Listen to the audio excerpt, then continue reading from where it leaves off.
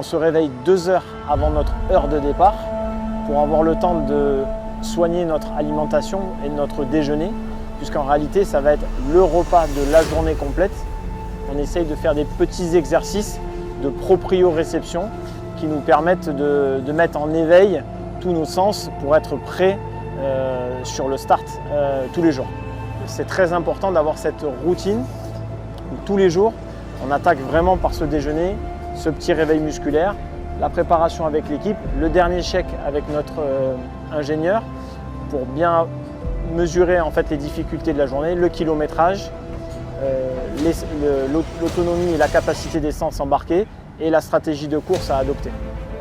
Donc le soir, c'est vraiment axé sur la récupération et une manipulation tous les 2-3 jours si vraiment il y a des gros pets au niveau des cervicales ou de la chaîne musculaire.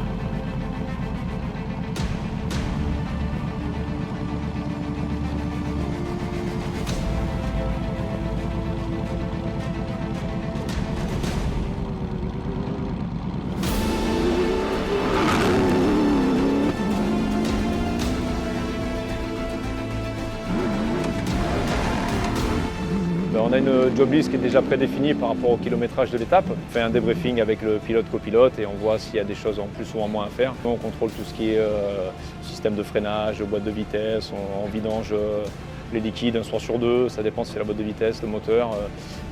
Il y a pas mal de contrôles, on contrôle s'il n'y a pas d'écrits sur les châssis. Voilà, une job list qui est assez complexe. Une fois que tout a été fini, la job list entièrement terminée, une fois que toutes les cages sont cochées, le chef de voiture, une fois qu'il a fait l'essence, fait un essai sur la route avec la voiture pour voir que tout va bien, que le volant va droit, qu'elle freine, que tout ce qu'ils ont fait sur l'auto le soir a été correctement fait par ces mécanos. Et une fois que tout ça est validé, on la rentre là, on la bâche et elle est prête pour repartir le lendemain. Donc avant que la voiture reparte, on refait encore un petit check matinal, on va dire.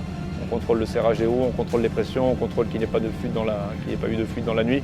Et si tout va bien, on claque les roues, comme on dit, et puis la voiture est prête à partir.